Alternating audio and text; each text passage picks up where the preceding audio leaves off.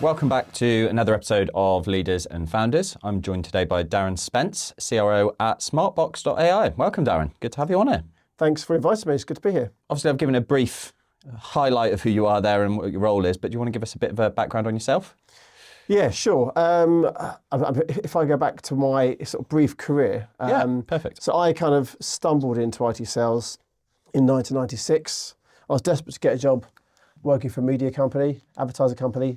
Got about 20 rejections. Finally got a job interview for a company that sold technical training courses.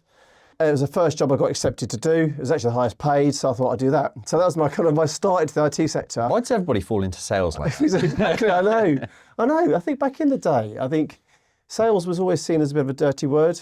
I mean, now it's less so, right? Because it's professional sales. It's still there. It's still there, yeah. Yeah, so fell into that. Worked there for a year, a company in Vauxhall called IIR. And then I joined a very small company in Bytes, called Bytes in Your Village. I used to live around Epsom in Your Way, went to school there. Bytes always had a good reputation. At the time, it was turning over £12 million. It was near my house.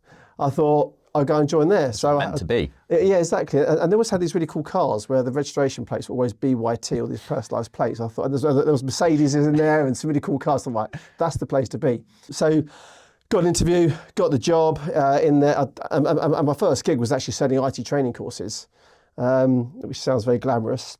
Within a year after working as a sort of telesales account manager, I ran that division. And then about a year after that, I was asked to run their hardware division. And slowly, every kind of year or so, I picked up another part of the business. So, eventually I ran everything apart from our software licensing business. So that was pretty good fun. Around about 2004, the government launched a brand new initiative called the Home Computing Initiative, which gave employees the chance to have tax-free PCs. I thought I could do something with this. I understood about hardware and software and all the rest of it. So went along to a big launch event at Microsoft at TVP in 2004, where the government was there, BT, Intel, Microsoft, and basically decided to start a division within Bytes around this tax-free computing scheme. That took off, did that for 2 years. We made some amazing sales in that. Sold 7,500 machines in a short period of time. Everything was going great, and then the government pulled the plug on the tax, unfortunately, and that business was literally dead overnight. Anyway, that got me onto the board of directors at Bytes, which is pretty cool. My first job on the board was marketing director. We didn't have a marketing director, so that was the only space available. So I thought I'd give that a go, and did that for a number of years. And then I joined, and as part of that, Bytes was going through this transition where we were buying up some IT companies in the UK, some Xerox companies. So we bought these Xerox businesses, smashed them together, and around about 2009, 2010, that division was in a bit of a mess. The combined group of those three companies had lost £1 million profit. Cash was negative £2.5 million. Our main business was bankrolling this distressed business. So my CEO at the time in the UK said, look, you've always wanted to be a managing director. Do you fancy having a crack at this business over here? It's on its knees. You can't do anything worse than it's already at. So I took that on in 2010, and within 2 years, turned that from being a business that made a loss of £1 million to one that made a profit of £1 million, improved our cash position from negative 2.5 to positive 2.5 million, grew the top line, and won all the gongs going from Xerox. We were the best, supplier of office equipment, production equipment, wide format, all the different various bits and pieces, and grew that to be the biggest Xerox reseller in the UK. So that was a pretty cool experience, As part of that, because we're part of a much bigger group, it gives you the opportunity to meet new people. I remember off the back of that work I did, I was invited down to this big award ceremony in South Africa, where they had 500 people in the delegation, me being the youngest. And it was a big award ceremony where, these certain directors of these businesses was celebrated. And anyway, whilst we were there, they had a guest speaker, and it was F.W. de Klerk. And that was pretty cool, right? And so this is a guy that led out Nelson Mandela. And he was on the corporate stage, and his whole speech was all about always doing the right thing, because he knew that if he let Mandela out, he'd lose his job, but that's the right thing to do. So that was a really inspirational moment. And then after that, they had another guest speaker, and it was Mandela. And it was like, wow, this is pretty amazing. At this point, I was like a 36-year-old. here in this auditorium in Johannesburg with these two ex-presidents on the same corporate stage, which is the first time that's ever happened, apparently. And then afterwards, they were mingling around. I just thought that was pretty awesome. So did that, went back to the UK, cracked on with the business. And then we decided that whilst that business was it was profitable, it was making money, it wasn't strategic to the direction of Bytes. So we decided to sell that business. So I was involved in the team that helped dispose of that business, and we sold that to the second biggest Xerox reseller, a company called Xerotech. So that brings me up now to 2014. I then decided that I'd been at Bytes 17 years, it was time to leave. It's a good stint. Yeah, it's a good stint, yeah. So then I set up a consultancy business, initially on sales training, and then a company called Boost. And that was pretty good fun, actually. I employed some people, and we involved in some quite interesting projects. So we helped Microsoft launch the Surface at the time into the channel. So we ran some sales and marketing programs, through the likes of Softcat, Computer Center, SEC Insight. So we were very much part of that launch team. I did a bit of work with Dropbox, helped them to launch Dropbox for Business through the channel. That was quite cool. But I think the one that I found most interesting, we did some work with a company called Equinix, who are a big data center provider globally. And they were helping the channel understand what they did. So we developed this game, this kind of game based on escape room. And that particular game was then deployed again through a number of different resellers, pretty much the same ones that I just mentioned. And there was a leaderboard. And the whole experience is basically about helping the resellers understand what Equinix did. Anyway, so I did these various engagements with various different vendors and resellers along the way. And whilst I was doing that, I kept in touch with an old customer of mine, a guy called Ben Gowers. He lives quite near to me. We always kept in touch for the last 15 years or so. And he wanted me to, we'd always decided at some point we'd work together, but the timing wasn't quite right. He was doing some things in Dubai and I was doing some other bits and pieces. Anyway, eventually it came to a point where he set up what we know as Smartbox. And he said, come and have a look at what we're doing over here. So in 2017, I had a look. It was a bit early for me to get involved from an operational perspective, but I helped him raise some money initially, him and the other co-founder, a guy called Mark Callahan. And that year we raised, I think just shy of £1 million. Kept in touch, not really much for me to do at that point. The business was still being developed, the tech was still being developed. And then around about 2021, the tech was ready, it hadn't been monetized. I had a look again at where the business was, and I thought this is now at the stage where I can help. So we made a plan, and my job really was to monetize the tech. Okay, which kind of brings me up to what I'm doing now at Smartbox. Awesome. It's a hell of a career so far. Well, I think it just as I said, the thing about it, some of it was accidental, some of it was deliberate, but I think if you're always focused on trying to do the best you can, so that's very cliched. Like I said, you get to meet some cool people. I think that the other thing that I liked actually in 2013 is I was invited by Xerox over to their one of their big analyst meetings in Grenoble, and every year they update the analysts about what they're doing. Sometimes it's in New York and sometimes it's in Grenoble. So I went over to Grenoble. It's only me there from the kind of partner world. Everyone else was a Xerox employee. But in the room was all the analysts, IDC, Crowcirca, Forrester, all those guys. And I was talking then about changing this Xerox business that we'd inherited and built into much more of a kind of digital services based business. And we were already at that stage, let's go back 12 years now, looking to take paper out of 5 key business processes. And we had some solutions in place to do that. And I was presenting what we did. Then that night over dinner, I was sat next to this lady called Holly Moscaloni from IDC. And she was like, I really like this story. Can you, be good to write a profile on you? So then I flew to New York. I met up with Holly. She interviewed me. And then this whole thing gets published. I'm like, I felt like a rock star. It was actually a really cool moment. Private jet, limo. Well, yeah, that's how I felt inside. I think the reality might be different, but it's good fun, isn't it? If you just try your best, good things happen. Yeah, and it's clearly worked out pretty well. I guess that turnaround that you mentioned, going from negative $2.5 million cash to positive. Mm-hmm. What's the first thing you do when you go into that role day one? It's the first time you've had a managing director role. Yeah, and that's a great question, because the thing is that I've always been a salesperson. I've never been a managing director. When you're an MD, you look at different things. You look at cash, contingent liabilities, debtor days, and all these other metrics that you need to have a focus on. So there's a few things that I could see that were wrong. One, there was a lot of dotted lines. I'm not a big fan of dotted lines. I think you should have very clear reporting lines with a very, very clear objective. So clean that up so there was no dotted lines at all. Our debtor days, I mean, the reason why the cash was so terrible, £2.5 million cash, was because our cash was in our customers' bank accounts. Our debtor days were 55 days, or had got to 55 days. So by having a laser focus to get that our debtor days down to 30, that one activity alone generated a whole ton of cash, and effectively we are collecting our cash more efficiently. The other thing we did was that the Xerox product range at the time, they would tell you it was a good thing, but they had probably 60 or so different products in the product suite. The challenge with that is there's a lot to learn for salespeople. There's a lot of SKU codes, which means there's sometimes keying errors if you do an order.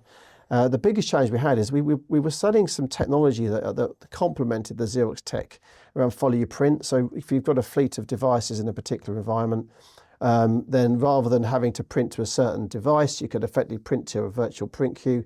You go to any device, unlock that device with a card, and then your print can come to you. The challenge we had is that all those different devices weren't compatible with the technology that we were selling on this follow your print solution. So what I tasked my lead technical architect, a guy called Darren Bird, who was a great guy, was look at all these 60 products. I want one A4 color, one A4 mono, one A3 color, one A3 mono, and a solid ink device as we had then. But I want them to make sure whatever's in that set, they all coexist and the print drivers all work with this technology. So we built out 5 products. We gave that product set a name. And then I trained all the sales guys to only sell those 5 products. The great thing about that is, from a technical perspective, it worked. There was less keying errors, but most importantly also from a profitability perspective, if I wanted to, I could bulk buy some of these devices in advance because they were the only devices the sales guys could sell. So we got a much better price point. We didn't have to give away any extra margin, so our profit margins got enhanced. So if you look at, I don't think anything that we did was rocket science, but just looking through the different aspects of the business and trying to find some quick wins and some sensible ways of working. And I always took a lot of inspiration from Steve Jobs and Apple, and his whole thing is about keeping business simple. Have one product, and I sold those 5 products were sold pretty much as one product. So. A lot of that sensible ways of working transform their business. Yeah, that streamlining works because A, like you say, it's easier for the salespeople, but also as a customer, it's very easy to get decision paralysis. If you're faced with too much, you're probably not going to buy anything if there's too many options. Yeah, and that is exactly it. The sales guys were struggling, the technical architects were struggling. The customers weren't happy. When I took over, I remember going into one of our customers and they were shouting and screaming at me saying this tech doesn't work. And I remember thinking, well, it doesn't work. I mean, that's the bottom line. It didn't work, right? It's quite a big, really respected business. And I went back, spoke to my CFO and I said to him, look, we've got to rip all this out. And he said, well, Darren, that's thousands and thousands of pound decision, tens of thousands. And I said, yeah, but it doesn't work.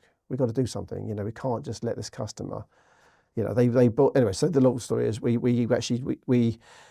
ripped it all out, put in the new set of tech that worked. We did take a financial hit on that, but we ended up with a great customer who renewed. So it goes back that speech by F.W. Clerk about always doing the right thing. These things resonate when you're sitting in the audience thinking, just do the right thing. The right thing at this point was to take a hit. And it can seem like taking a risk, but you've got to take risks sometimes. Yeah. I was fortunate enough to be at an event not so long ago with Mike Norris, the CEO from Computer Centre. I was in the audience. We didn't have a chat, but I listened to him talking about playing the infinite game. And he gave some really good examples about at a Computer Centre level with some massive global brands, I won't mention them, but where they had a similar experience, where a particular service they were offering at that time wasn't going to plan. And he had to be made that same decision. But it worked out great. Customers happy. Computer Centre come out tops, and it's playing that infinite game where, take the long-term view, do the right thing, and eventually business will look after itself. Do you think too many leaders in business look at short-term? Yeah. Perhaps I've definitely seen it before where they're more concerned about their career potentially rather than the actual success of the business. Yeah, and I think we see that even at sales level, right? I mean, we focus the salespeople on monthly targets.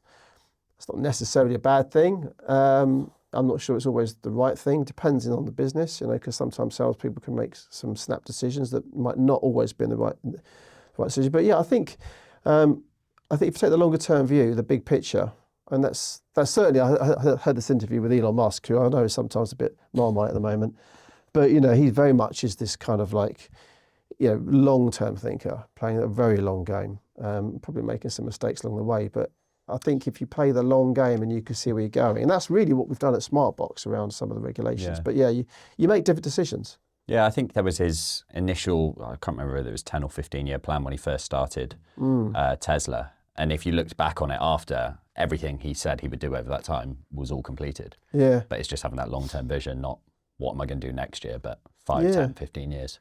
And yeah, absolutely. And we're very much in the regulated space now, and those regulations, they're not going anywhere. They're not going backwards. We're very much in the UK GDPR, and globally there's similar regulations around data privacy, data privacy, and we have to take a long-term view about what we do now, because as I said, those regulations are only going to get tougher, and we need to be thinking 3, 4, 5 years ahead. And when our business was established in 2017, we knew the GDPR was coming. And the business was built around that regulation, effectively, a very long-term view. And when you're so early to market, that sometimes has other challenges. Yeah.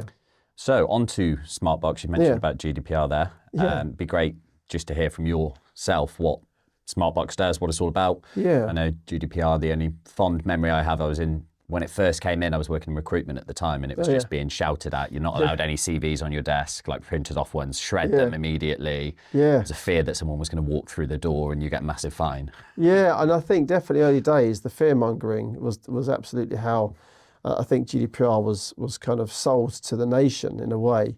But yeah, so look, it's a regulation around data protection. And actually, if you look at it, a lot of it is done for the right reasons. I mean, at the heart of it is actually about making sure that organisations respect that personal data belongs to the person, not the company. So our personal details, our name, address, our dates of birth, whatever that information is that organisations hold on us, we effectively lend that information to organisations so they can perform certain services on our behalf. But ultimately, it's our data. But because of that, there is a responsibility for those organisations to protect and keep our data secure. But also as part of that, those organisations that have our data have a number of obligations under the regulation to disclose the information they hold on a person at various times. Sometimes it's if there's been a breach, which is probably the negative end of the spectrum, but sometimes organisations or individuals want their personal data. So our technology has been designed to help organisations respond to those disclosures in a timely manner. And am I right in saying it's quite AI driven now? Yeah, so the business was always, at the heart of it was always some really good AI. So we very much in that kind of applied AI tech space rather than the Gen AI, which is the kind of new kids on the block. But when the business was founded, so Ben Gowers and Mark Callahan founded it. Mark is very much the techie. Ben's much more the business kind of entrepreneur side of things. And Mark's background has always been around e-discovery and legal tech and information governance. So his last proper job before he joined us was running the information governance team at IBM. So he's very much a techie. I remember when Ben first spoke to Mark, one of Ben's first questions was, have we got AI in this tech? And Mark said, absolutely, there is a lot of AI in the tech. So we were doing AI before it was kind of trendy and cool. But yeah, the AI that we use is very smart. So the technology itself looks at unstructured data sets. So email systems, Word chats, also Teams chats, WhatsApp chats, Word documents. All the information gets loaded into our system. If you think of Smartbox as an intelligent Dropbox, you won't be far wrong. It runs in the cloud. We set customers up in a matter of minutes. They ingest information into our system. Normally it's thousands of emails via PST files, or people do Purview exports, Microsoft Purview exports, but they effectively populate our system with all this information. And then our technology using AI does a number of things, but one of the key things it does, it's looking for all personal data. So it's looking for names, email addresses, job titles, zip codes, and all sorts of other bits and pieces, automatically using AI. But it's clever, right? So if somebody's called Will Reed, The tech can distinguish between the name we'll read and the sentence, I will read a book. So in the format, it will recognise that as a name or classify it as a name and highlight it to who's ever looking after that case. In the latter, it just skip over it. So the operative, the person using the tech, is presented with a series of files that they've put up and loaded into the system.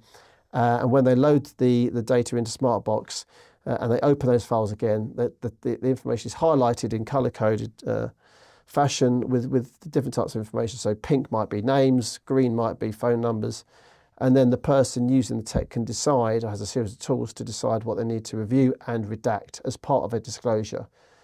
So some of those disclosures I mentioned about instant response, but even outside of that, we do a lot of work in the medical industry, helping people automate medical records. So if you request your medical information, that process is actually quite clunky.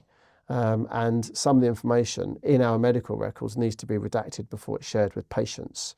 Some of that redaction and review process currently has been handled by frontline doctors and GPs. So that's taking them away from the coalface. So our technology makes that a lot easier. So our tech navigates to the areas of risk and helps the caseworker redact information. We also do a lot of work with local authorities around the safeguarding of children. So if there's a particular child in the community that the social worker might be concerned about, they would put in what's called a subject access request, another one of those disclosures, into the council, and they'll say, can you share all the information that we have on this particular child? The council then takes a multi-agency approach to that. The council writes to the child's school, they write to their police service, and they write to the GP, and they'll request the information they hold on that particular child. So at agency level, so at the school level, the school would have to review all the education records on that child, review and redact them heavily before they're shared with the council, as with the police, as with the GP.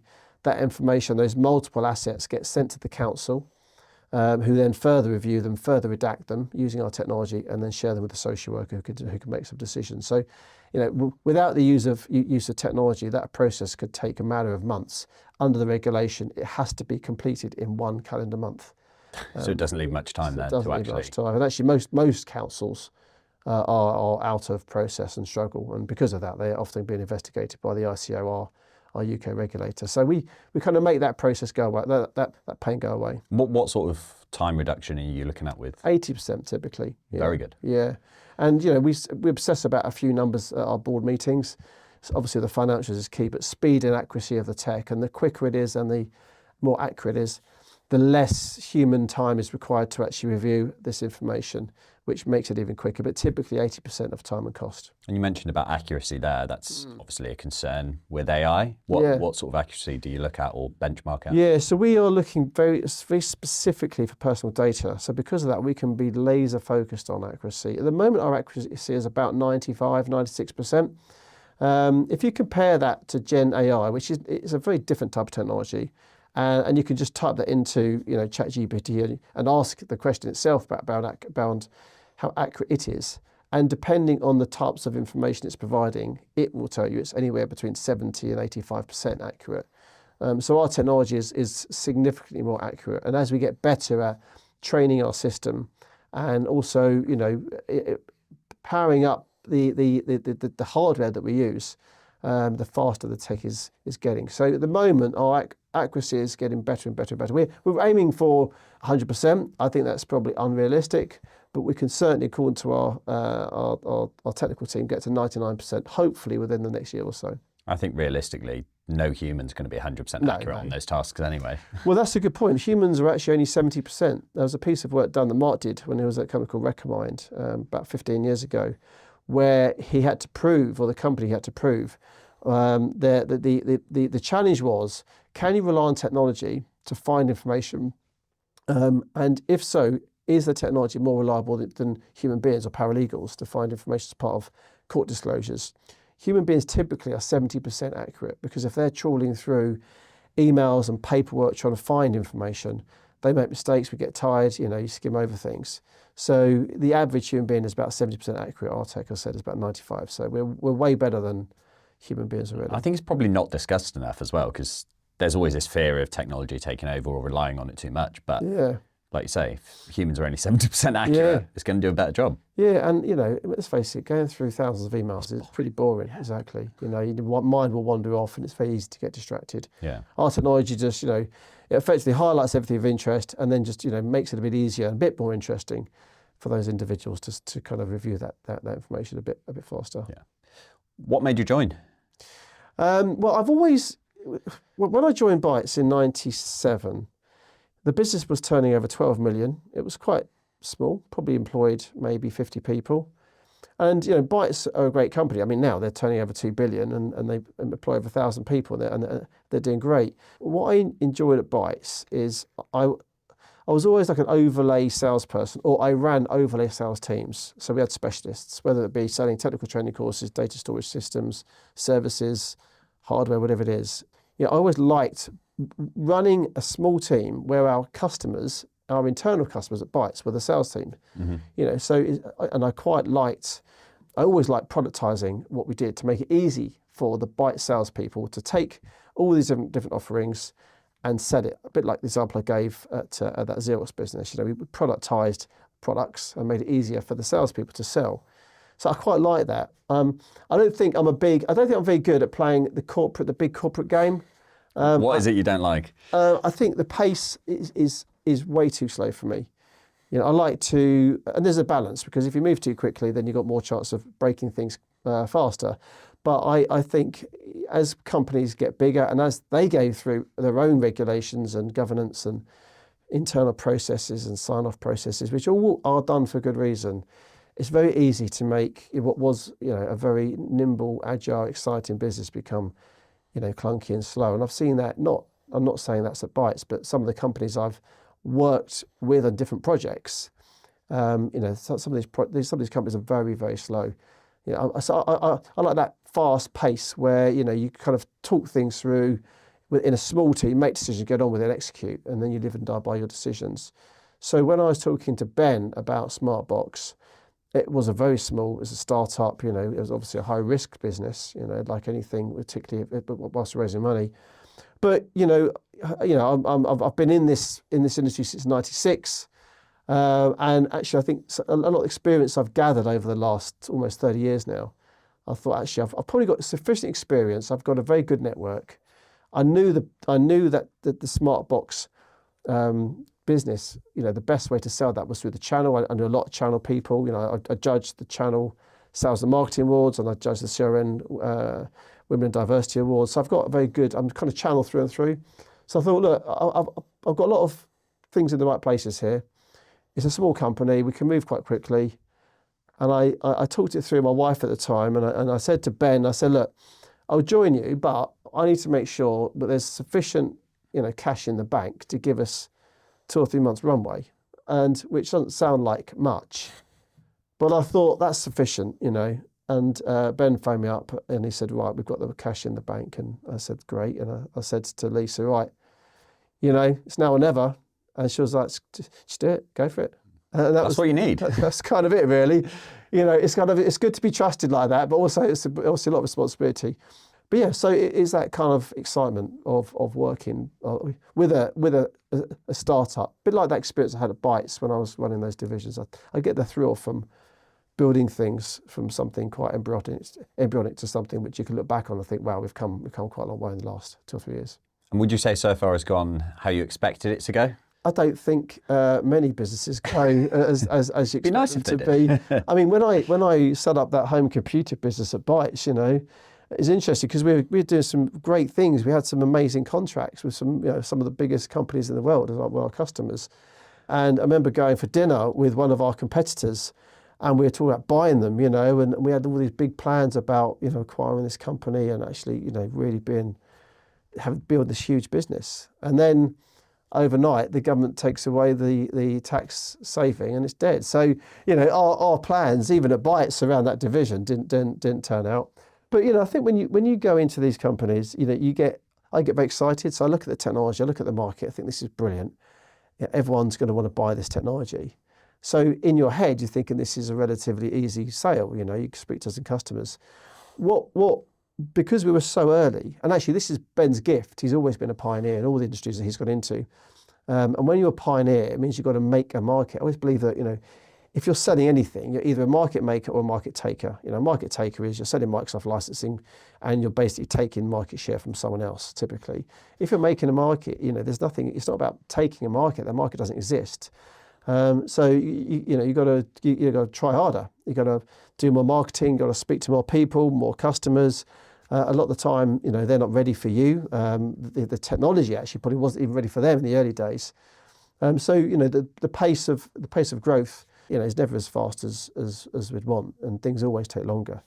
But overall, if I look back on where we've come from over the last 4 years, and some of the we've won some really cool awards, right? In 2023, we won the AI Company of the Year at the British Data Awards. There was only one AI Company of the Year in 2023 at that awards. It was us. In 2024, we won the Technology Company of the Year at the same awards, beating IBM. So Mark quite liked that. His previous employer. And at the end of last year, we won the CRN Rising Star Awards. And that's a great award for us because the audience there is all the channel partners that we sell through. So that's been a great win. We have got some amazing customers, that we are very proud to shout about. Some global companies. I mean, Motorola, we did a deal with them in New York and Chicago. William Blair in Chicago. There's plenty on our website. There's some we can't mention. So we've got some really good commercial customers that rely on our technology. And we've got some really great public sector accounts. So we do a lot of work with local authorities that is a repeatable solution. There's 380 odd councils in the UK. We've sold into just a handful. We can sell into a lot more of those. There's 212 NHS trusts. We've sold into a few. We need to sell to a lot more. But we've got some really great channel partners. Softcat, our biggest channel partner at the moment. But we've got Xerox, we've got Phoenix, we've got SCC. Some of those really great, respectable resellers are companies that sell our tech and are happy to sell our tech. So again, if you maybe the growth is not as fast as we'd want, but actually you've got to sometimes just check back about where you've come from. I think actually I'll be pretty proud of that if I could chalk up Softcat and SCC and Bytes as happy resellers, then I'll take that as a win. Yeah, there's a couple of bits there I want to pick up on. One, the public-private side of things. But first, what's the hardest part, or what's the number one thing you have to get right about being a market maker? You've got to be prepared to lose the first few deals. And bear in mind that when I joined the business, we hadn't sold anything, right? The job was to monetize the technology and make some money from it. So we spoke to a lot of people. And actually, I found this, again, there's lots of parallels in your career. So when I set up that home and computer division at Bytes, we created a product out of fresh air, effectively. And the first 5 deals we lost. And, it just forces you to think harder about, okay, we need to overcome some of these objections. And so it's the same thing at Smartbox. We didn't have the reference sites. We didn't fully understand the market, if I'm honest. We understood that we could solve a problem, but we didn't understand the nuances around what that meant in the local authorities, what that meant in the healthcare industry, what that meant with employee disputes, what that meant with client disputes. So where we are now is we've got our talk tracks, our marketing messages are very different based on verticals that we go after. The technology is the same, but the talk tracks are different. So, going back to your question, you've got to really pay attention. And, I made it my business to attend every early customer meeting that we had. And when someone throws up an objection, you've got to take it on the chin and think, okay, is that an objection that I'm going to keep hearing over and over and over? And if it is, can I fix it with technology? And if I can, what's the cost and what's the value going to be out of that? And you've got to be prepared to do some deals. I mean, we're doing some business now in a new territory in New Zealand, brand new territory. We're quite excited about it. We are active in some sales pursuits, and we're almost starting again. Understanding the market down there. And I said to one of the customers on the phone to last week, actually, this is a new market for us in New Zealand. We are prepared to do a deal. You're probably going to get the best commercial deal that we're ever going to do in New Zealand, but we want you as a customer. And we're working very well to that. We didn't take that approach in the UK. Perhaps we should have done. We probably should have been not more honest, but more straight up with customers to get them almost to be excited to be the first. Instead, customers often say, do you have reference sites? And sometimes you skirt around the question. And I think maybe with hindsight, it's good to say, well, we don't. It'd be great if you could be the first, and we're going to give you an amazing experience. So we're going to throw everything at this. But eventually, you sort of get your first deal, and then they're happy, and we track the usage, and then they recommend us to somebody else, and then it starts to happen. Yeah, and then I mentioned about the public-private bit, but I guess you've mentioned also loads of different geographies, public sector, private sector. I don't think there's many companies, particularly early stage businesses, that are able to execute across so many different geographies and markets. Yeah. How do you manage that? So in our sector, we very much deal, as I said, in that sort of regulated space, and every jurisdiction has different regulations. And because of data sovereignty, you need to make sure that if you're managing other people's data in different jurisdictions, the data has to reside in that jurisdiction, right? So we run on AWS. We use their UK data center. So winning UK businesses is easy. The data resides and doesn't leave the UK. When we start looking outside of the UK into the US or into New Zealand and into Australia and even some parts of mainland Europe, we have to be aware that we would need to have an environment in each of those different jurisdictions, and that comes with it some challenges. One is there's a cost. For us to spin up a new environment in every new jurisdiction, there's a fixed monthly cost just to turn on the servers in AWS. So we need to make sure that we have sufficient cash in the bank to fund that runway as we bring on new customers.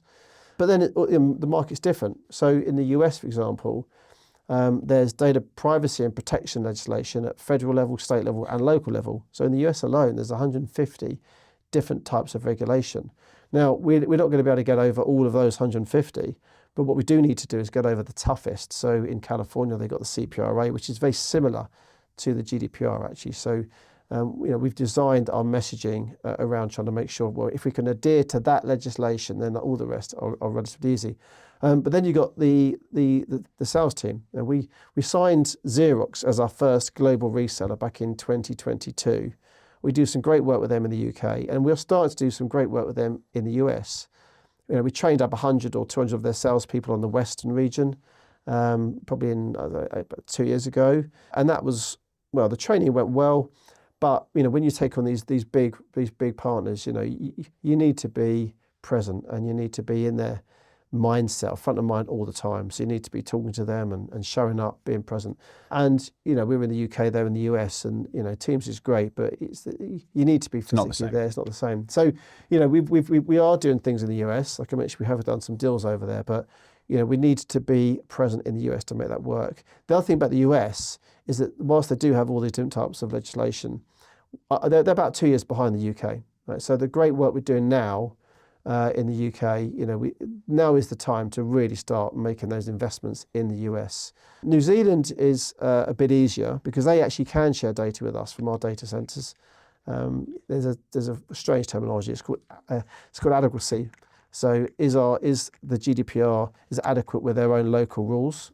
In New Zealand, yes, it is. So you can actually share most data, not all data, but not every jurisdiction does have the same adequacy. So if we're going to go into a new territory, we need to just make sure that, can we house the data in the UK? If we can't, then what's the opportunity in those different jurisdictions?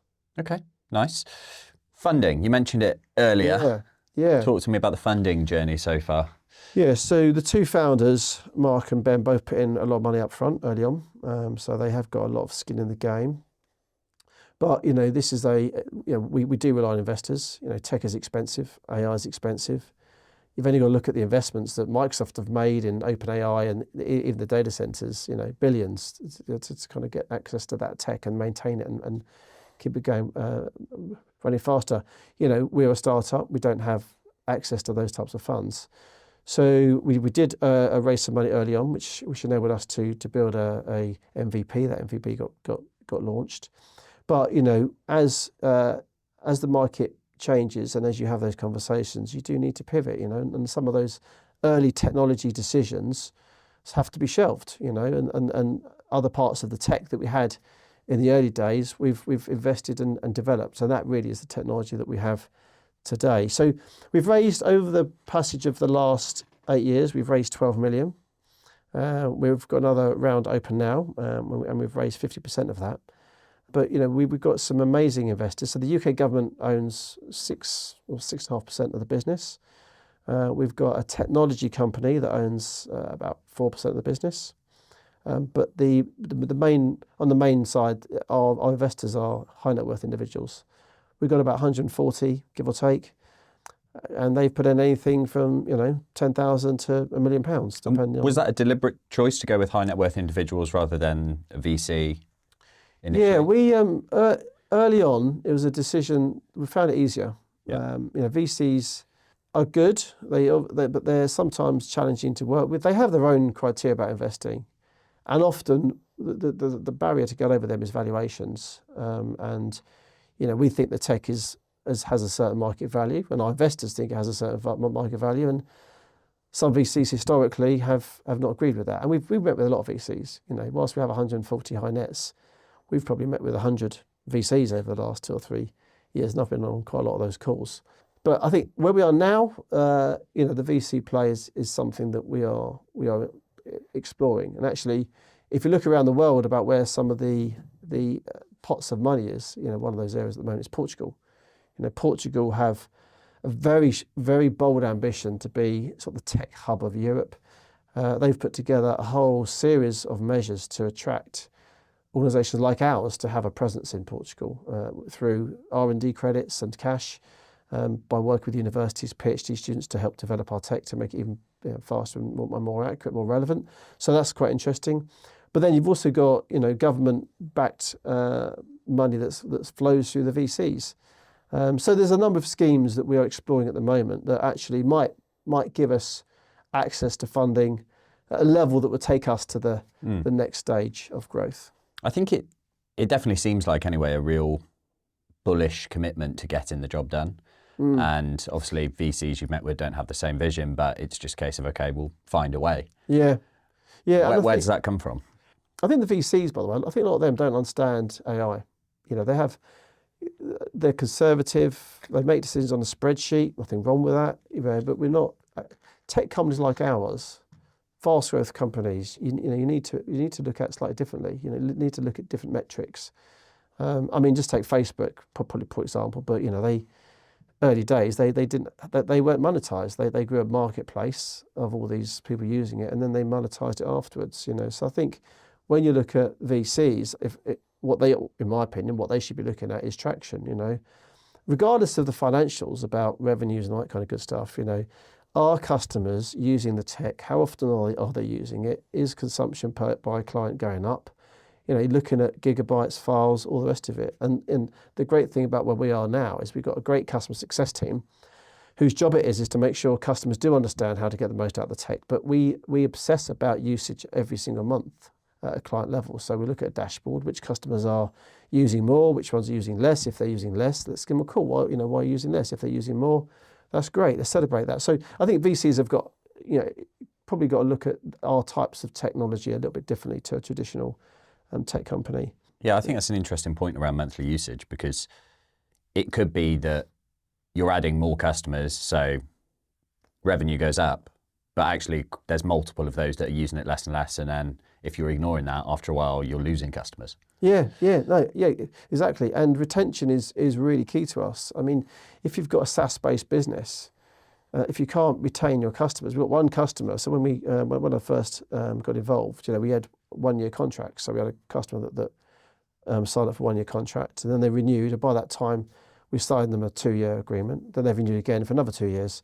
So that's one customer, one of our first logos actually, a very well-known brand who's been with us for the last 4 years. But we will live or die based on our ability to renew customers. And at the moment, our retention is about 92%. In our business plan, it's in at 70%. So we are ahead of where we need to be, but we need to make sure our technology just gets better and better. And as part of the customer success function, it's not just about making sure they can use the tech. It's about understanding from the customer what else they need. Often they say, "We love the tech, but it'd be great if it could do X, Y, and Z." So there's this perpetual cycle of product development where all those requests go into a team. They review it. I have a look at it, understand, okay, what's the cost to develop that particular new widget? How many customers will that be of value to?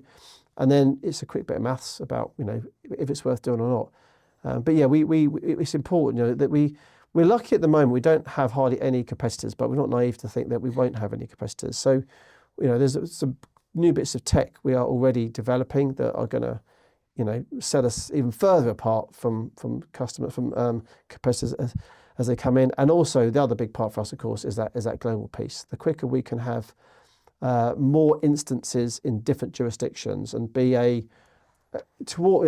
head towards being a true global player, then again, it just creates an even bigger barrier between those new entrants coming in, wherever they are, whether it's from the US or the UK or whatever, and us. So, we need to have more functionality and be relevant to some much larger global players. We've had some global players already talk to us saying, particularly law firms, who love our technology, but because of their own purchasing rules, they said that they have a rule that if they buy a piece of tech in a particular jurisdiction, they have to deploy that tech in all their jurisdictions.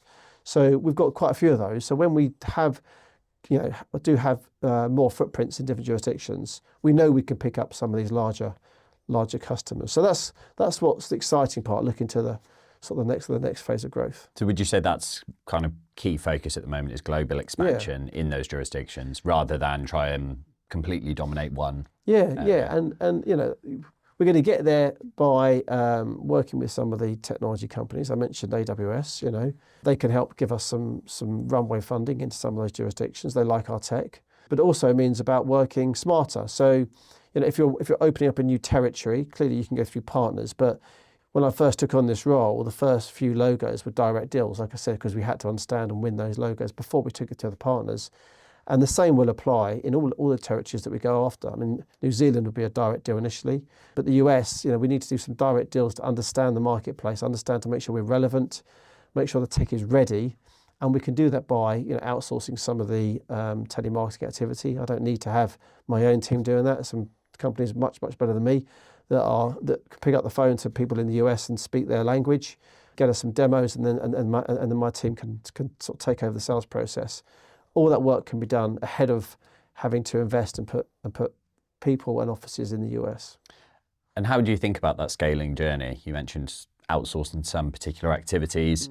Obviously, hiring is nervy for a small company. So how do you go about deciding what's right to hire?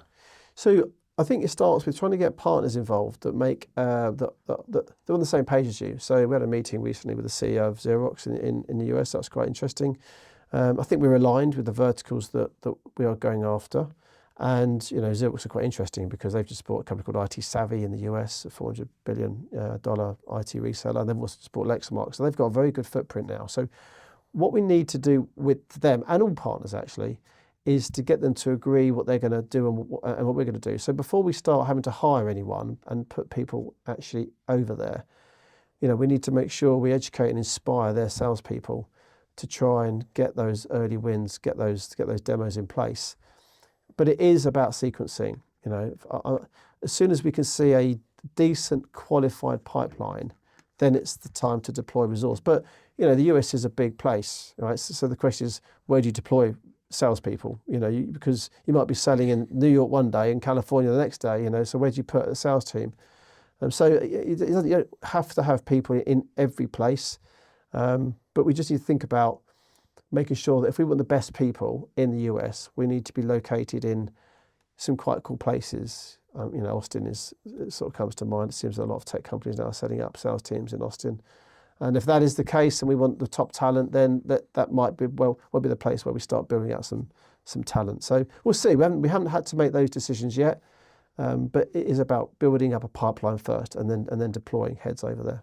What do you look for in people that you do hire, whether in whatever vertical or area it might be within the business? What's important for a company? Yeah, because we're a small business, they have to be a team player. They've got to be able to collaborate. My team, again, it's quite small, but they do work very well together. Small things. I've got a member team off sick at the moment. She had an operation and, she's off for 2 weeks and she'll be back. But while she's off, she's already booked in a number of different customer meetings and demos, and she's got some sales pursuits. So, one of the other sales team members has stepped up and it's going to help her out, and you don't often see that where another salesperson is going to effectively, give up some of their time helping out a teammate, but we do that. so we foster that collaboration environment. It's quite small, but every Friday morning, 9 o'clock, we have a check-in call on Teams. Every Friday night, 4 p.m. is the early finish, but 4 p.m. we have a check-out call. So the check-in call is all about how's your day going, and the check-out call is always about what's worked well over the last week. And those meetings are designed to, one, make sure everyone goes into the weekend on high, because we always only talk about positives. But secondly, it does, get collaboration going and people talking about different things. So team players is critical, but also I like employing people. I like surrounding myself with people that are curious. I always think you should be the most curious person in the room, rather than the smartest. If you go into any meeting environment, doesn't matter if it's with investors or customers or partners, whatever it is, ask questions. Don't assume you know everything. And that's kind of what we have in our team. I'm lucky in a way. The team do ask questions. They ask questions of me. They ask questions about how the business runs, and they ask questions of their partners about what drives them, and same with their customers. So I think provided we always have that curious mindset, we'll always be able to develop the sort of the business as fast as we can. Yeah, I think that curiosity is key. It's very easy to think or try and act like you know everything because you want to look intelligent. You can very quickly look like an idiot. Yeah, and I think that comes from experience. I mean, I've got one guy in the team who's actually quite young, and I say that not in a derogatory way, because he seems to have that natural ability. But I think I remember going back to when I was a salesperson in '96. I was definitely green. I was probably a little bit petrified of people because I knew they knew a lot more than me, and because of that, I probably didn't ask as many questions, because if I did, I wouldn't know the answers. If someone, but I think some of that comes with experience and confidence, and also it's okay not to know everything. That's actually all right. And by asking questions, like when I took over that MD role at Bytes, I didn't know what a contingent liability was. I didn't really know what the relationship between cash and debtor days really was. I haven't thought about it. I didn't understand about these things. So it's only through asking questions. And I was lucky because I was the youngest member of the Bytes was part of a much bigger business in South Africa. So every 6 months, the South African board would come over, and we'd have these board meetings. And there was, effectively, I was the only salesperson on that in a room with about 12 people there. The rest were typically accountants. So I kind of grew up quite quickly understanding about, I guess, economics. I didn't ever learn economics at school. A lot of acronyms? A lot of acronyms, absolutely, but, also me understanding, I've always been enthusiastic, but sometimes, the wind is taken out of my sails by some of these economists in the room, and I can never understand why, but then ask a question about, why are you saying that? Why would you not do that? And being prepared to listen to the answer, and then think actually it makes sense, and then you learn from that. So I think being prepared to ask questions and putting your hand up to say that I don't know the answers, I really want to learn more, means that you're going to get on better with customers, get on better with partners, and develop better relationships internally. I mean, generally speaking, people like talking about themselves. So if you can be that curious person and ask questions of the person that you're with, then the chances are you're going to build a pretty good relationship with them. Yeah. How do you foster that psychological safety? I've always had this view that we employ people on a temporary basis. So I remember talking to my team at Bytes, and so I built this team, grew that to be the biggest reseller. It was amazing experience actually. But when I'd sit down with all my salespeople, I remember I was on a train to Leeds with at the time my top salesperson, and I said to her, "What do you want to do when you kind of grow up?" Bear in mind, she was my top salesperson. And she was like, "Well, I want to do this at Bytes and blah, blah." I said, "Yeah, but outside of Bytes." I said, "Look, Bytes is a bridge between where you are now and what you want to do with your life, okay? And it's okay." He said, "I don't really want you here forever. I want you to do something else and spread your wings." And, and she talked to me about an ambition that she had, which at the time was to open up a cattery. And I said, "Okay." And we had a couple of hours on the train. So I said, "Well, let's do the numbers now." So I opened up my spreadsheet. I said, "Well, let's talk through this business with you." It's all her numbers, her work, a couple of hours building out a P&L. And at the end of that exercise, she determined very quickly there was no money in opening up a cattery compared to what she was earning. So she kind of crushed her dreams. Crushed her dreams, yeah. But that's always been my mantra to the guys, that it's, this is a bridge. It's okay. I don't want to see you here forever. You should have your own aspirations, do your own thing. And if Bytes can, or whichever company you're working for, can help get you some money, get the investment that you need to do your next thing, then great. And I think it is that that understanding that, you know, we are ultimately just Yeah. people that we are living our lives, right? And you only get one shot at this. So it's that ability that, you know, rather than try and keep people there by fear, just it's okay. Yeah, I think it's quite refreshing to hear, because I can't remember which investment bank it is, but there's one at the moment for any of their graduates.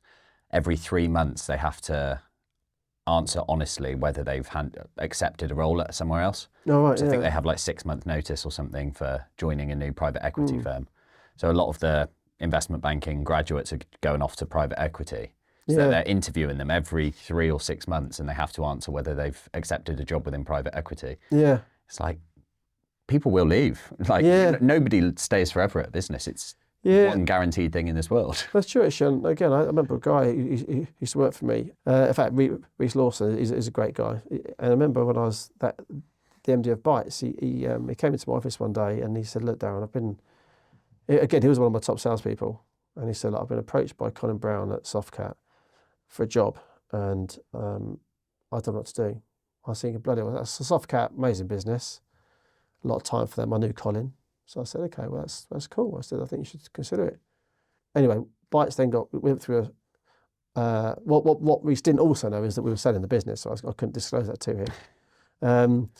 Maybe I wouldn't have said that same advice if we weren't selling it. So maybe perhaps that's Don't speak to them, they're rubbish. Maybe that's what kind of formed my response. But anyway, so I said to him, look, you got to pursue it. If that's what you want to do, then I think Softcat are a great company. And actually, he joined Softcat. So we sold the business to Zerotech. He joined Softcat, and he's actually done so well. So he joined Softcat, set up a managed print service business, absolutely smashed it out of the park, did brilliantly. He's got promotion after promotion after promotion, and you know now he's got a team of 400 people. And actually, what's interesting with Reece particularly is that, you know, Softcat, like many resellers, have got their normal 3 divisions: modern workplace, cyber incident response, and hybrid infrastructure. But you know, they've got a new division around AI and data, which actually other resellers are building out now. There's nothing confidential there. Yeah, and Reece runs that operation. So when I dropped him a line last year, or he dropped me a line, I can't remember who approached who. It was like, you know, Softcat are doing this, we're doing this. We've got this great AI business. You're building out an AI practice. Let's have a chat. Look at the tech, got some of his brand new team involved, and we became one of their launch vendors as they launched this new AI business. Nice full circle moment. Yeah, it is actually. So like I said, if you do the right thing, you know, it was the right thing for Reece to leave. He'd been at Bytes for some time, had done some great things. He went, and actually, yeah, it's worked out well for us. So, you know, giving him some wings to set off, and he's built his career off his own back. Do the right thing. Do the right thing. Comes back. What's been the hardest part so far at Smartbox of the journey? Crikey. Do you know what? Running a startup is hard, right? I mean, it's all hard. It's all hard. But actually, every day gets a little bit less hard. So, you know, we sort of, less so these days, but, you know, are we out of intensive care? Are we still in intensive care? Are we still pushing the snowball up the hill, or does it start to go over the top of the hill? And, you know, there's moments where you think, great, the snowball's moving across the other side and there's momentum. And I think if you check back on some of our numbers, you know, our deal flow is the best it's been. Our average deal per customer is the best it's been. Our partners are the best they've been. So right now we're in a good position. But it is that balance between, you know, knowing, you know, when to invest what into who is a challenge. You know, when to hire. Do you hire ahead of the curve? It's very easy to be very conservative in a startup. In other words, let's not do that until we have sufficient funding or pipeline or whatever.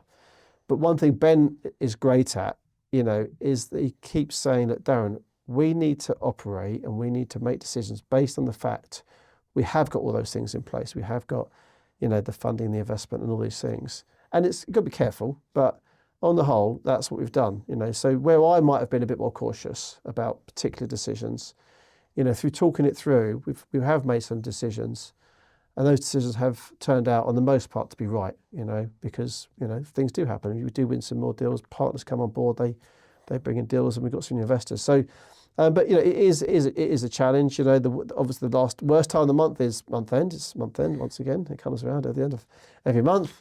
But you know, each month it gets a little bit better. It's like some others do have them. You know, every day and every way we get better and better. You know, they're sort of small little things, small little changes, small little enhancements. But when you look back over the year, as we do every quarter, how do we compare on Q1 last year? And well, we're actually better than I thought we were doing, you know. And then you give yourself a pat on the back and off you go again. So, yeah, I think we are our worst critic for the right reasons. You know, we've got a lot of investment that people put into this business. We have a responsibility to make sure they get the best returns. So we can't act, you know, on a whim. But equally, we do have to make some bold decisions about certain investments, sometimes early on. Awesome. And what would success look like? I want to finish the race in the UK. By the race, I mean we know where the logos are that we want to win. So I mentioned, so if I look at local authorities, we know where they are. NHS trusts, we know where they are. Educational sector, we do a lot of work in education. We know what multi-academy trusts we want to sell into, what colleges, so we know where they are. We need to do a better job at selling into them. Central government, we've got some good trials in place with some very big central government bodies at the moment. We know where the law firms are that we want to work with, and housing associations. So they are our key 6 verticals that we obsess about for marketing. So I think finish the race in the UK, do some really good work, win some more logos. We do a lot of work in the commercial sector. 83% of our business is currently in the commercial sector. But, you know, we need to be much more prevalent in the US. You know, we've done some deals in the US. We know they're a bit behind the UK. So we're not missing out on deals, I don't think, yet, but I'm impatient. And I know for every day we're not in the US, we run the risk of, you know, a competitor coming up and sort of starting to put the foundations in, as we've done over the last 8 years in the UK. And, you know, we've got quite a good reputation in the UK. There will be other companies that may take that market opportunity in the US. I'm not aware of them yet. But we need to get over the US. Other territories will follow. You know, they're all a little bit smaller. Some of them have very strict regulations. So Brazil would be a good one to go after. I mentioned Portugal is obviously quite a good link with Brazil.